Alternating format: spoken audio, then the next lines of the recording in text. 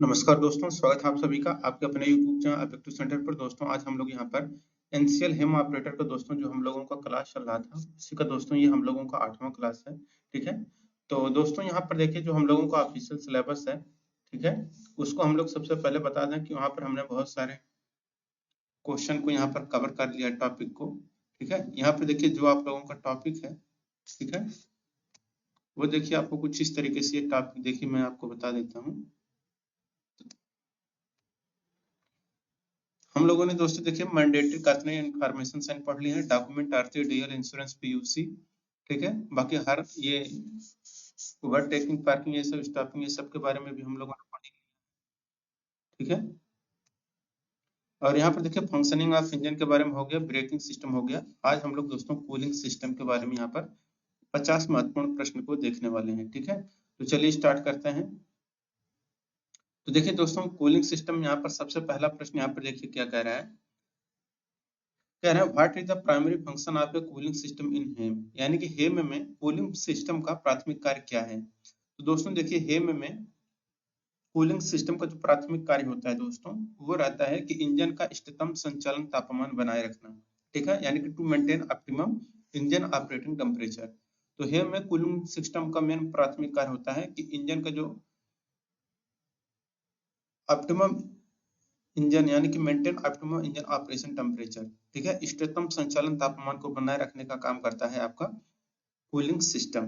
ठीक है, देखिए यहाँ पर कहा गया कूलिंग सिस्टम का मुख्य कार्य इंजन को अत्यधिक गर्म होने से बचाना और इष्टतम तापमान 85 से 95 डिग्री सेल्सियस बनाए रखना है, जिससे इंजन कुशलता पूर्वक काम करे। अब देखिए दूसरा प्रश्न यहाँ पर कहा गया है कि हेम में डीजल इंजन का सामान्य संचालन तापमान क्या है। तो डीजल इंजन का सामान्य संचालन जो तापमान है वो ऊपर देखिए यहाँ पर बताया गया है 85 से 95 डिग्री सेल्सियस। ऑप्शन नंबर यहाँ पर सी है। ठीक है, हेम में डीजल इंजन का सामान्य संचालन तापमान 85 से 95 डिग्री सेल्सियस होता है। इससे कम तापमान पर इंजन कुशल से नहीं चलता है और इससे अधिक तापमान पर इंजन को नुकसान हो सकता है। ठीक है, अब देखिए यहाँ पर तीसरा प्रश्न कहा गया है कि कूलिंग सिस्टम का हृदय कौन सा घटक माना जाता है। तो देखिए दोस्तों कूलिंग सिस्टम का जो घटक सबसे माना जाता है वो रहता है आपको वाटर पंप। ठीक है, वाटर पंप ऑप्शन नंबर से करेक्ट हो जाएगा। कूलिंग सिस्टम का हृदय वाटर पंप को माना जाता है। देख सकते हैं यहाँ पर कि वाटर पंप कूलिंग सिस्टम का हृदय है, क्योंकि यह कूलेंट यानी कि शीतलक को पूरे सिस्टम में परिसंचरित करता है यानी कि परिवहन करता है, और यह इंजन द्वारा बेल्ट या गियर के माध्यम से चलता है। देखिए यहाँ पर है आपका चौथा प्रश्न, कह रहे कूलिंग सिस्टम में रेडिएटर का कार्य क्या है। तो देखिए कूलिंग सिस्टम में जो रेडिएटर होता है यह शीतलक से वायुमंडल में ताप स्थानांतरित करता है, यानी कि to transfer heat from the coolant at atmosphere. Cooling system में रेडिएटर का कार्य है शीतलक से वायुमंडल में तापमान को स्थानांतरित करना। तो रेडिएटर इंजन से गर्म होकर आने वाले शीतलक की गर्मी को वायुमंडल में छोड़ता है। इसमें अनेक पतली नलियां और पंखे होते हैं जो ताप को तेजी से वातावरण में फैलाते हैं। पांचवा प्रश्न देखिए यहाँ पर कहा गया कूलिंग सिस्टम में थर्मोस्टेट क्या कार्य है। तो देखिए कूलिंग सिस्टम में थर्मोस्टेट का जो मेन कार्य होता है वो रहता है कि इंजन तापमान के आधार पर शीतलक प्रवाह नियंत्रित करना। तो to regulate coolant flow based on engine temperature. तो कूलिंग सिस्टम में थर्मोस्टेट का मेन कार्य यही है कि इंजन तापमान के आधार पर शीतलक प्रवाह को नियंत्रित करना। ठीक है, तो थर्मोस्टेट एक तापमान संवेदनशील वाल्व है जो ठंडा होने पर शीतलक को रेडिएटर में जाने से रोकता है और इंजन गर्म होने पर रेडिएटर की तरफ खोल देता है, जिससे इंजन का तापमान नियंत्रित रहता है। ठीक है, अगला प्रश्न यहाँ पर देखिए छठा प्रश्न कह रहा है कि थर्मोस्टेट सामान्यतः किस तापमान पर खुलना शुरू होता है। तो थर्मोस्टेट जिस तापमान पर खुलना शुरू होता है वो रहता है आपका दोस्तों 70 से 80 डिग्री सेल्सियस पर। ठीक, तो यहाँ पर देखिए थर्मोस्टेट सामान्यतः 70 से 80 डिग्री सेल्सियस पर खुलना शुरू होता है। 85 से 95 डिग्री सेल्सियस तक पूरी तरह खुल जाता है। इससे पहले शीतलक केवल इंजन के इर्द गिर्द बाईपास मार्ग से परिसंचरित होता है। दोस्तों आप लोगों के लिए यहाँ पर एनसीएल हेम ऑपरेटर का दोस्तों जो यहाँ पर है एक टेस्ट सीरीज यहाँ पर दोस्तों जारी कर दिया गया है। ठीक है, अगर आप लोग दोस्तों उसको लेना चाहते हैं आप लोग दोस्तों गूगल प्ले स्टोर से ऑब्जेक्टिव सेंटर एप्लीकेशन डाउनलोड करिएगा।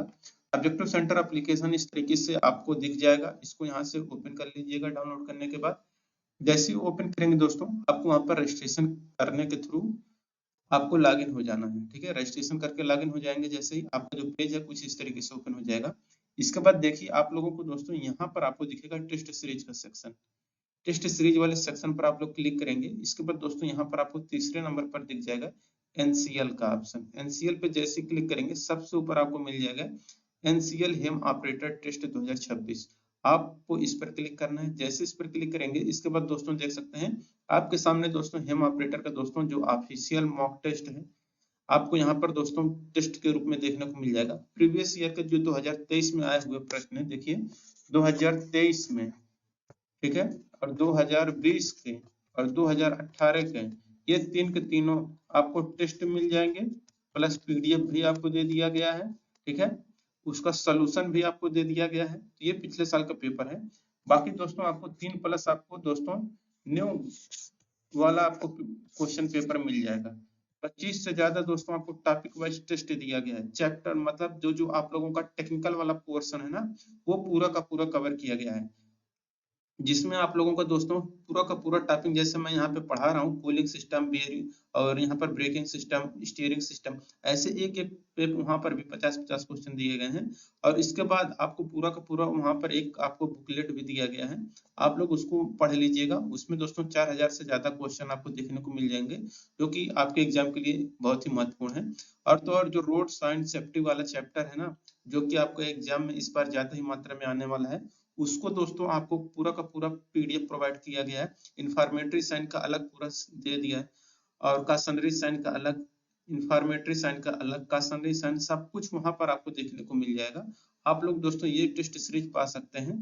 ठीक है, देखिए यहाँ से जाकर के आप अपना ले लीजिएगा एनसीएल हेम ऑपरेटर का। ठीक है, तो ये है दोस्तों, आप लोग देख सकते हैं। बाकी और कोई डाउट होगा तो आप लोग कमेंट बॉक्स में पूछ सकते हैं। और यहाँ पर हम लोग चलते हैं अगले प्रश्न पर। तो देखिए अगला प्रश्न हमारा क्या कह रहा है, कह रहा है हेम में सामान्यतः कौन सा शीतलक उपयोग किया जाता है। तो हेम में दोस्तों जो रहता है आपका एथिलीन ग्लाइकॉल और पानी का मिश्रण हम लोग यूज करते हैं। तो एथिलीन ग्लाइकॉल और पानी का मिश्रण आपका करेक्ट आंसर हो जाएगा। 8वां प्रश्न देखिए कहा गया है हेम में शीतलक और पानी का अनुशंसित मिश्रण अनुपात कितना होता है। तो हेम में शीतलक, कूलेंट और पानी के जो अनुशंसित मिश्रण होता है दोस्तों, ये आपका रहता है 50-50, आधा आधा। ठीक है, 50-50 हो जाएगा। देखिए यहाँ पर बताएं हेम में समानता है 50-50, शीतलक और पानी का मिश्रण अनुशंसित है। यह अनुपात सर्वोत्तम ताप संरक्षण, जंग निरोध और हिमांक सुरक्षा प्रदान करता है। ठीक है, अगला प्रश्न यहाँ पर देखिए कर रहा है कि रेडिएटर पर प्रेशर कैप का उद्देश्य क्या है। तो रेडिएटर पर प्रेशर कैप का जो दोस्तों मेन उद्देश्य रहता है, ये रहता है आपका to raise the boiling point of coolant by maintaining pressure, दबाव बनाए रखकर शीतलक का क्वथनांक बढ़ाना रेडिएटर पर प्रेशर कैप का मेन उद्देश्य होता है। ठीक है, तो रेडिएटर प्रेशर कैप सिस्टम में दबाव जो होता है 0.9 से 1.1 किग्रा पर सेंटीमीटर स्क्वायर बनाए रखता है। इससे शीतलक का क्वथनांक बढ़ जाता है। 100 डिग्री सेल्सियस से 110 से 120 डिग्री सेल्सियस तक ये रहता है। इससे शीतलक जल्दी नहीं उबलता है। अब 10 नंबर क्वेश्चन है, यदि थर्मोस्टेट बंद स्थिति में फंस जाए तो क्या होगा। यदि थर्मोस्टेट बंद स्थिति में फंस जाता है तो यहाँ पर इंजन अत्यधिक गर्म हो जाएगा। ऑप्शन नंबर यहाँ पर बी करेक्ट आंसर हो जाएगा, इंजन अत्यधिक गर्म हो जाएगा। तो थर्मोस्टेट बंद स्थिति में फंसने पर शीतलक रेडिएटर में नहीं जा पाता, जिससे गर्मी इंजन में ही रहती है और इंजन अत्यधिक गर्म हो जाता है। ठीक है, 11 नंबर प्रश्न है कि यदि थर्मोस्टेट खुली स्थिति में फंस जाए तो क्या होगा। तो यदि थर्मोस्टेट खुली स्थिति में फंस जाता है तो वहां पर दोस्तों जो होता है, ये रहता है कि engine will take longer to reach operating temperature. तो इंजन को संचालन तापमान तक पहुंचने में अधिक समय लगेगा। ठीक है, तो थर्मोस्टेट खुली स्थिति में फंसने पर शीतलक हमेशा रेडिएटर से होकर बहता रहता है, जिससे इंजन को सामान्यतः संचालन तापमान तक पहुंचने में अधिक समय लगता है और इंजन ठंडा रहता है। 12 नंबर का प्रश्न कह रहे हैं यहाँ पर कि हेम में कूलिंग फैन का क्या कार्य है। तो हेम में दोस्तों जो कूलिंग फैन होता है, इसका मेन काम रहता है to draw air through the radiator to cool the coolant, यानी कि शीतलक ठंडा करने के लिए रेडिएटर से हवा को खींचना, ये कूलिंग फैन का मेन काम होता है हेम में। ठीक है, तो हेम में कूलिंग फैन आपको ही पता है शीतलक ठंडा करने के लिए रेडिएटर से हवा को खींचता है। ठीक है। तो कूलिंग फैन रेडिएटर के माध्यम से हवा खींचता या ढकेलता है, जो गर्म शीतलक से ताप अवशोषित कर उसे ठंडा करती है। यह विशेष रूप से कम गति या रुके हुए वाहन में महत्वपूर्ण होता है। 13 नंबर के यहाँ पर प्रश्न कह रहा है कि बेहद बेहतर दक्षता के लिए आधुनिक हेम में किस प्रकार के फैन ड्राइव का उपयोग किया जाता है।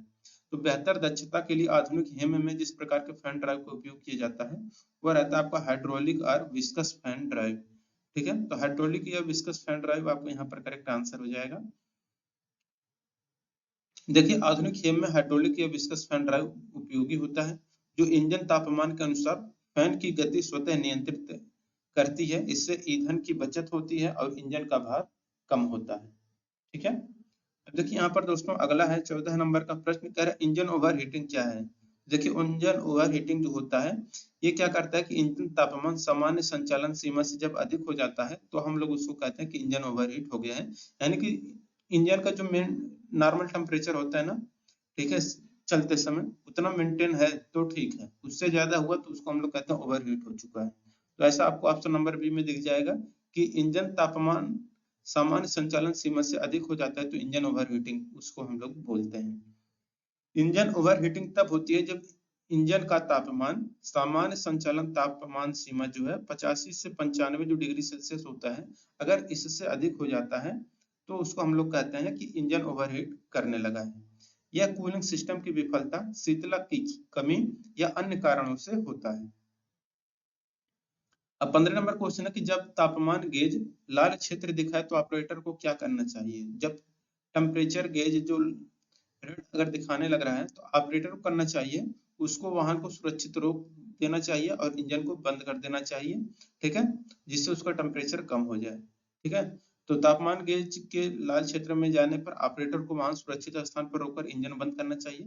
गर्म इंजन में तुरंत ठंडा पानी नहीं डालना चाहिए क्योंकि इससे इंजन ब्लॉक या हेड गैस्केट क्षतिग्रस्त हो सकता है। ठीक है। 16 नंबर का प्रश्न क्या है, हेम के एग्जॉस्ट से सफेद धुआं निकलने का मेन कारण क्या है। तो देखिए हेम के एग्जॉस्ट से सफेद धुआं निकलने का जो मेन कारण होता है वो रहता है आपका कि दहन कक्ष में शीतलक का प्रवेश, तो कूलेंट इंटरिंग कंबशन चैम्बर। तो जब दहन कक्ष में शीतलक प्रवेश कर जाता है तो सफेद धुआं निकलने लगता है। ठीक है। तो सफेद धुआं इंगित करता है कि शीतलक दहन कक्ष में प्रवेश कर रहा है, जो सामान्यतः हेड गैस्केट के क्षतिग्रस्त होने से होता है। यह गंभीर समस्या है और तुरंत मरम्मत आवश्यक है।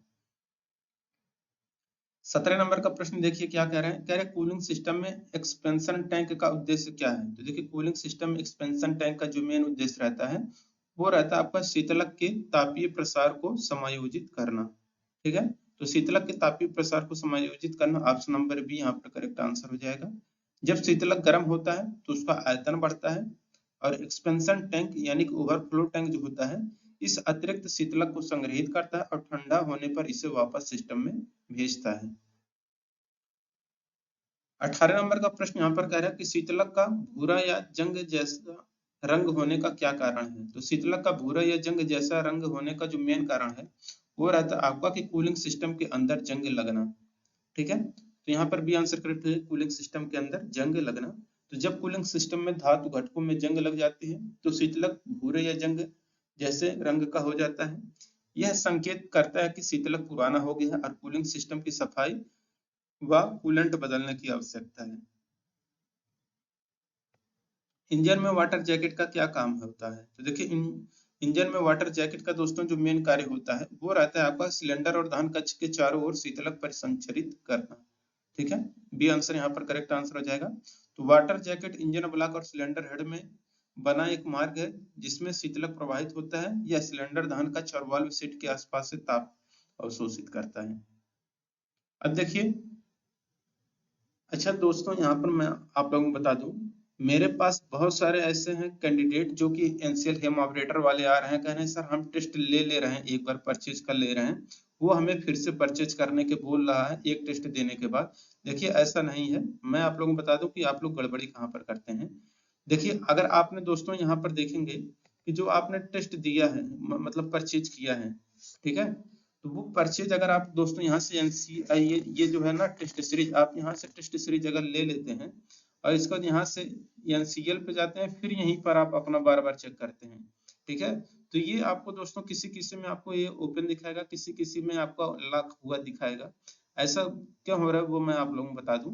आप लोग जब भी टेस्ट इसको परचेज कर ले रहे हैं, ठीक है, जब आप इस टेस्ट को परचेज कर ले रहे हैं, टेस्ट परचेज करने के बाद आपको फिर दोबारा यहाँ पे नहीं आना है।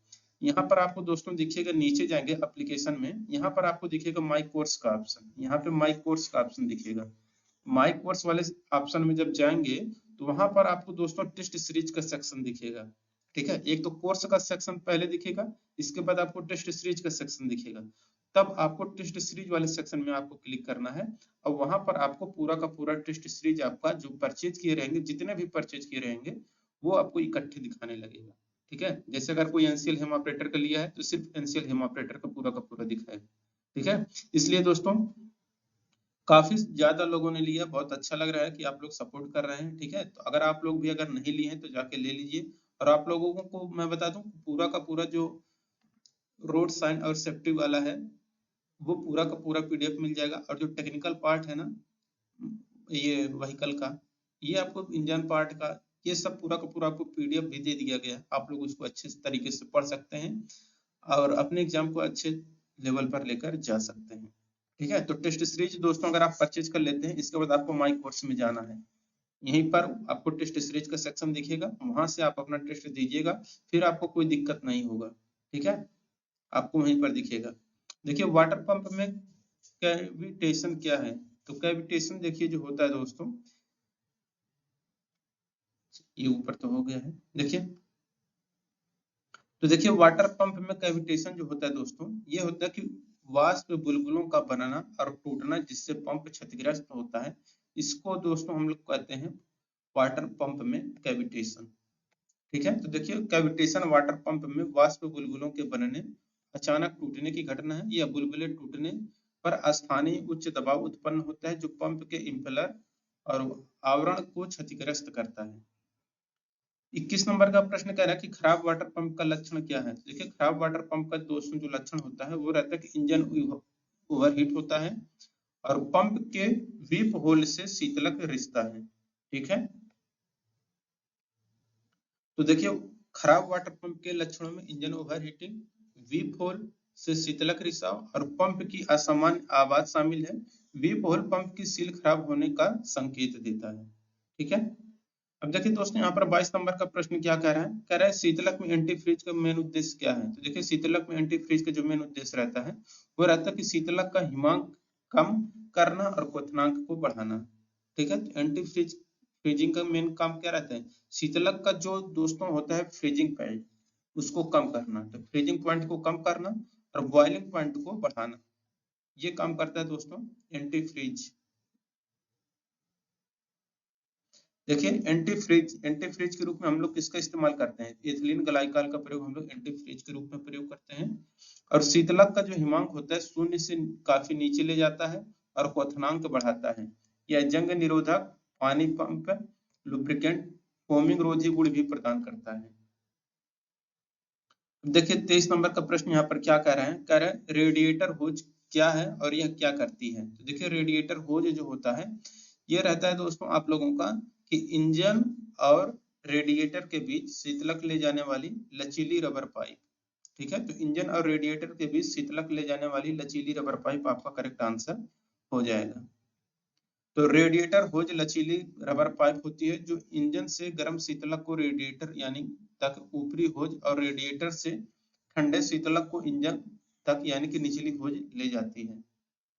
24 नंबर का क्वेश्चन कह रहे हैं यहाँ पर कि शीतलक रिसाव क्या है और इसे कैसे पहचाने। तो शीतलक रिसाव क्या है, इसे कैसे पहचाने, तो देखिए इसका जो रहता है, इसका पहचानने के इंजन क्षेत्र से मीठी गंध वाला द्रव टपकना और शीतलक स्तर कम होना। ठीक है, तो शीतलक रिसाव की पहचान मीठी गंध, जो मीठी गंध आता है किसकी वजह से आता है, वह एथिलीन ग्लाइकॉल की वजह से आता है। ये क्या करते हैं, इंजन के नीचे रंगीन द्रव शीतलक स्तर में कमी और ओवरहीटिंग से होता है, इसे तुरंत ठीक करवाना आवश्यक होता है। ठीक है, अब दोस्तों देखिए अगला प्रश्न क्या कह रहा है, कह रहा है कि इंजन गर्म होने पर रेडिएटर कैप क्यों नहीं खोलना चाहिए। तो इंजन गर्म होने पर रेडिएटर कैप नहीं खोलना चाहिए, क्यों, क्योंकि गर्म दबाव युक्त शीतलक बाहर छिटक कर गंभीर जलन कर सकता है। ठीक है, तो इंजन गर्म होने पर रेडिएटर कैप नहीं खोलना चाहिए।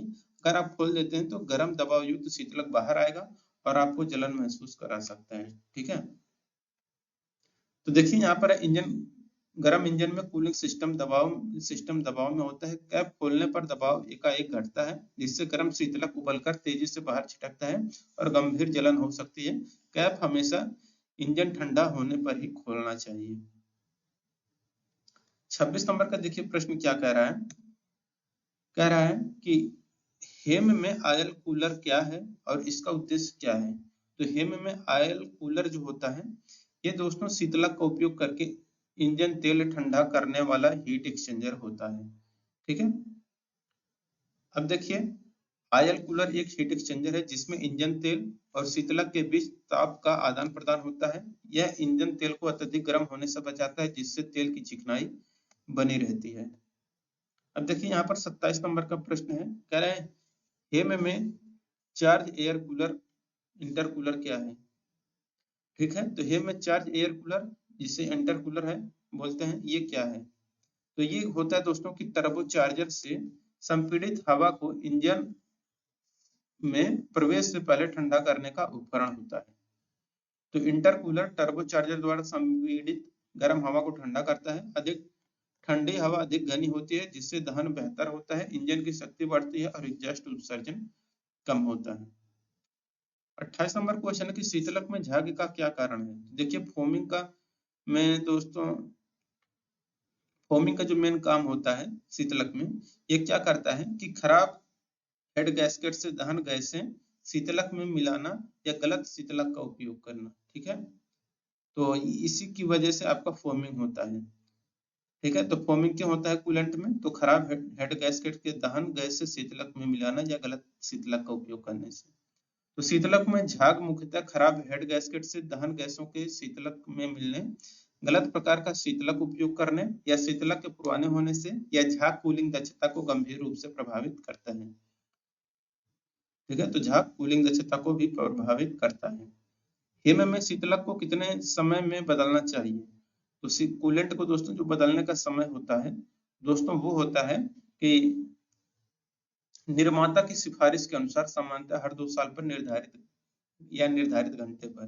तो या तो हर 2 साल पे बदलिए, या जो भी निर्धारित घंटा हो उतना अगर चल जाता है तो ही उस पर बदलिए। ठीक है, तो शीतलक निर्माता की सिफारिश पर बदलना चाहिए, जो सामान्यतः हर 2 साल पर, या एक निश्चित इंजन घंटा जो होता है 4000 घंटा इस पर होता है। पुराने शीतलक जंग लगाता है और कूलिंग दक्षता कम हो जाता है। 30 नंबर का देखिए प्रश्न क्या कह रहे हैं। कह रहे रेडिएटर में फिन्स यानी कि पंखुड़ी का मेन काम क्या होता है। तो शीतलक में पंखुड़ी यानी फिन्स का मेन काम होता है कि बेहतर ताप अपव्यय के लिए सतह क्षेत्र को बढ़ाना। बेहतर ताप अपव्यय के लिए सतह क्षेत्र को बढ़ाना होता है। बी आंसर आपका यहाँ पर करेक्ट हो जाएगा। तो रेडिएटर में पंखुड़ी जो फिन्स होती है, पतली धातु की पट्टियां होती हैं जो रेडिएटर ट्यूबों के बीच लगी होती है। ये सतह क्षेत्र बढ़ाकर वायुमंडल में ताप अपव्यय की दर को अधिकतम करती है। 31 नंबर का क्वेश्चन कह रहे हैं यहाँ पर कि यदि रेडिएटर धूल और मलबे से बंद हो जाए तो क्या होगा। तो यदि रेडिएटर धूल या मलबे से अगर बंद हो जाता है तो कूलिंग दक्षता आपकी घट जाएगी, ओवर हीटिंग होने लगेगी। ठीक है, ये सब समस्याएं आपको देखने को मिल जाएंगी। तो रेडिएटर के बंद होने से हवा का प्रवाह कम हो जाता है, जिससे शीतलक अधिक से ठंडा नहीं हो पाता। परिणाम स्वरूप कूलिंग दक्षता घट जाती है, इंजन ओवरहीट करने लगता है। खनन परिवेश में रेडिएटर की नियमित सफाई करना आवश्यक होता है, वरना ये सब दिक्कतें आपको झेलनी पड़ेंगी। अब देखिए 32 नंबर का प्रश्न यहाँ पर कह रहा है कि पूर्व पाली निरीक्षण में शीतलक स्तर जांच का क्या महत्व है। तो देखिए इससे क्या होता है कि जो आपका कम शीतलक स्तर से संचालन के दौरान ओवरहीटिंग और इंजन क्षति हो सकती है। तो पूर्वकालीन निरीक्षण में शीतलक स्तर जांच कराना अत्यंत महत्वपूर्ण आवश्यक है, क्योंकि कम शीतलक से संचालन के दौरान इंजन ओवरहीट हो सकता है, जिससे इंजन की गंभीर क्षति हो सकती है और वाहन खड़ा हो सकता है। 33 नंबर का प्रश्न यहाँ पर देखिए कह रहा है कि हेम में शीतलक की जगह सादा पानी उपयोग करने का क्या प्रभाव है। तो हेम में शीतलक की जगह सादा पानी उपयोग करने का जो मेन प्रभाव होता है वो रहता है आपका कूलिंग सिस्टम में जंग और कम क्वथनांक। ठीक है, तो सादा पानी उपयोग करने से कूलिंग सिस्टम में धातु घटकों में जंग लगती है, क्वथनांक कम रहता है यानी 100 डिग्री सेल्सियस। हिमांक सुरक्षा नहीं मिलती और पानी पंप की सील जल्दी खराब होती है। देखिए 34 नंबर का प्रश्न क्या कह रहा है, कह रहा है कि इंजन तेल में दुधिया रंग क्या दर्शाता है। तो इंजन तेल में जो दुधिया रंग होता है यानी कि मिल्की अपीयरेंस जो आपको देखने को मिलेगा, मिल्की टाइप का जो कलर देखने को मिलेगा, वह रहता है खराब हेड गैस्केट के कारण शीतलक का इंजन तेल में मिलना, जो कि ये क्वेश्चन एक बार पर भी आ चुका है। ठीक है, तो देख सकते हैं इंजन तेल का दुधिया रंग दर्शाता है कि सफेद की शीतलक इंजन तेल में मिल रहा है, जो सामान्यतः हेड गैस्केट के क्षतिग्रस्त होने से होता है। यह गंभीर समस्या है जिससे इंजन बियरिंग को नुकसान हो सकता है।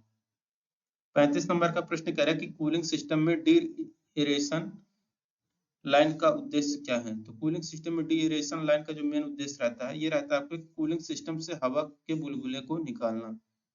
ठीक, तो यहाँ पर देख सकते हैं D aeration line cooling system में फंसी हवा के बुलबुले को एक्सपेंशन टैंक में वापस भेजता है। हवा के बुलबुले शीतलक के प्रवाह और ताप स्थानांतरण में बाधा उत्पन्न करते हैं। 36 नंबर का प्रश्न देखिए, कह रहा है कि शीतलक तापमान सेंसर क्या है और इसका कार्य क्या है। तो शीतलक तापमान सेंसर क्या होता है और इसका जो मेन काम होता है, ये देखिए रहता है शीतलक तापमान मापने और गेज व ईसीएम को संकेत भेजने वाला सेंसर होता है। ठीक है, देखिए शीतलक तापमान सेंसर सीटीएस इंजन के शीतलक का तापमान मापता है और इस जानकारी को डैशबोर्ड गेज तथा ईसीएम यानी कि इंजन कंट्रोल मॉड्यूल को भेजता है।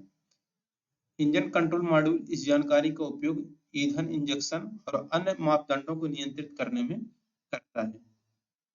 37 नंबर का प्रश्न देखिए, हेम कूलिंग सिस्टम में हीट एक्सचेंजर क्या है। तो देखिए हेम कूलिंग सिस्टम में जो हीट एक्सचेंजर होता है, एक द्रव से दूसरे में ताप स्थानांतरित करने का उपकरण होता है। ठीक है, तो एक द्रव से दूसरे में ताप स्थानांतरित करने का उपकरण होता है। तो हीट एक्सचेंजर एक उपकरण है जो दो द्रवों के बीच ताप का आदान प्रदान करता है बिना उन्हें मिलाए। हेम में oil cooler, intercooler, hydraulic oil cooler सभी हीट एक्सचेंजर के प्रकार होते हैं। अब देखिए 38 नंबर क्वेश्चन है कि शीतलक में इनहिबिटर की क्या भूमिका है। तो इनहिबिटर की दोस्तों जो भूमिका होती है, ये रहता है आपका कूलिंग सिस्टम में जंग, स्कूल और कैविटेशन को रोकना। तो शीतलक में मिले इनहिबिटर धातु की सतहों पर सुरक्षात्मक परत बनाकर जंग और स्केल रोकते हैं। ये वाटर पंप कैविटेशन भी रोकते हैं, पंप की सील को लुब्रिकेंट भी करते हैं। 39 नंबर क्वेश्चन है कि क्षतिग्रस्त सिलेंडर हेड या ब्लॉक का लक्षण क्या है। तो देखिए ये जो लक्षण है, ये आपका कि बाहरी रिसाव के बिना शीतलक की कमी और ओवरहीटिंग। ठीक है, तो क्षतिग्रस्त सिलेंडर हेड या ब्लॉक का जो मेन लक्षण है वो बाहरी रिसाव के बिना शीतलक की कमी और ओवरहीटिंग होता है। तो क्षतिग्रस्त सिलेंडर हेड या ब्लॉक में दरार आने पर शीतलक दहन कक्ष या तेल में मिल जाता है। लक्षणों में बाहरी रिसाव के बिना शीतलक की कमी, सफेद धुआं, दुधिया तेल और ओवरहीटिंग शामिल होता है। अगला प्रश्न है कि खनन में धूल भरे वातावरण में रेडिएटर कैसे साफ करना चाहिए। तो खनन के धूल भरे वातावरण में रेडिएटर को जो साफ करना चाहिए, इंजन की तरफ से बाहर की ओर संपीड़ित हवा से करना चाहिए। ठीक है, तो रेडिएटर को संपीड़ित हवा से साफ करते समय हवा इंजन की तरफ से बाहर की ओर मारनी चाहिए, विपरीत दिशा में, ताकि धूल बाहर निकले ना कि अंदर धंसे। उच्च दबाव पानी से फिन्स मुड़ सकती है। 41 नंबर का क्वेश्चन कह रहा है कि तरल कूलिंग और वायु कूलिंग सिस्टम में क्या अंतर है। तरल कूलिंग और वायु कूलिंग सिस्टम में जो मेन अंतर है वो रहता है कि तरल कूलिंग ताप स्थानांतरण के लिए शीतलक का उपयोग करती है, जबकि वायु कूलिंग सीधे इंजन हवा पर हवा प्रवाह उपयोग करती है। ठीक है, तो देख सकते हैं तरल कूलिंग सिस्टम में शीतलक इंजन को से ताप लेकर रेडिएटर में छोड़ता है। वायु कूलिंग में इंजन सिलेंडर पर सीधे हवा प्रवाहित की जाती है। हेम में तरल कूलिंग सिस्टम उपयोग होता है क्योंकि यह बड़े इंजनों के लिए अधिक प्रभावी होता है। अगला प्रश्न देखिए, कह रहा है कि पर्याप्त शीतलक होने के बावजूद इंजन बार बार ओवरहीट हो तो क्या जांचना चाहिए। तो पर्याप्त शीतलक होने के बावजूद इंजन बार बार ओवरहीट हो तो आपको करना चाहिए कि thermostat, water pump, radiator cap, fan belt और रेडिएटर बंद होने की जांच करनी चाहिए। ठीक है, अब देखिए बार बार ओवरहीटिंग से संभावित कारणों में खराब थर्मोस्टेट, कमजोर या क्षतिग्रस्त वाटर पंप, दोषपूर्ण रेडिएटर कैप, ढीला फैन बेल्ट और अवरुद्ध रेडिएटर शामिल होता है। क्रमबद्ध तरीके से इसकी जांच करनी चाहिए।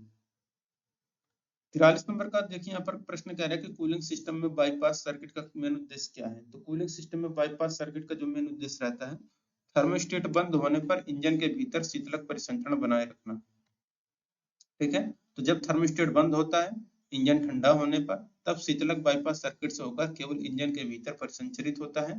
इससे इंजन तेजी से गर्म होता है और इंजन के सभी भागों में समान तापमान बना रहता है।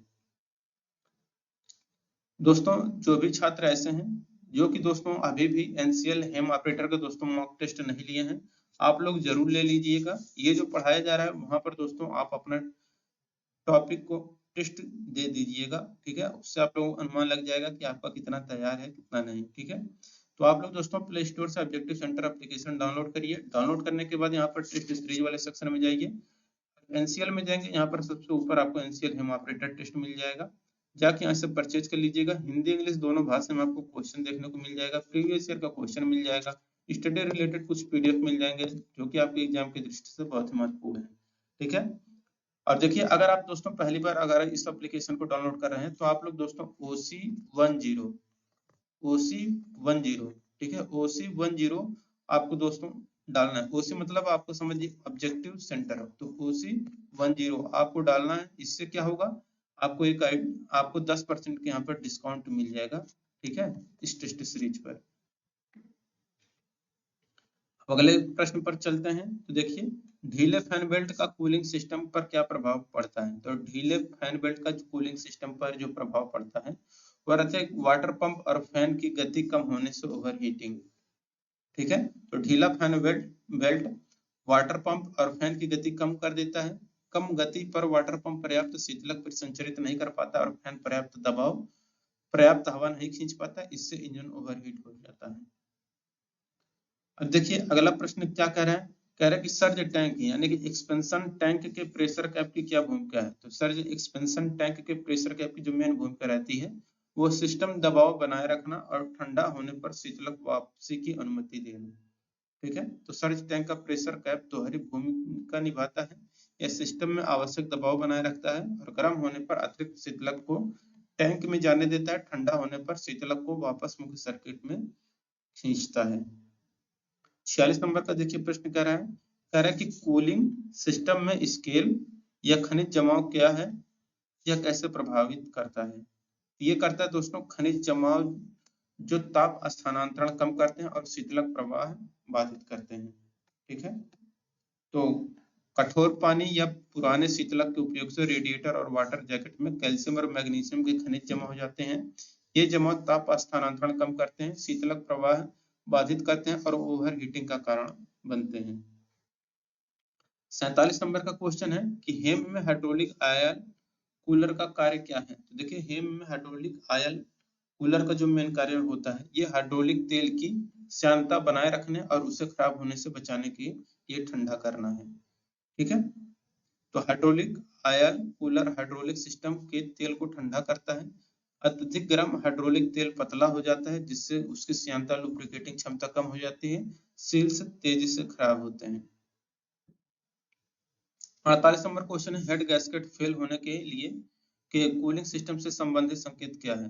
तो हेड गैस्केट फेल होने के कूलिंग सिस्टम से संबंधित जो संकेत हैं वो है कि एग्जॉस्ट से सफेद धुआं, द्वितीय इंजन तेल, शीतलक की कमी और ओवरहीटिंग।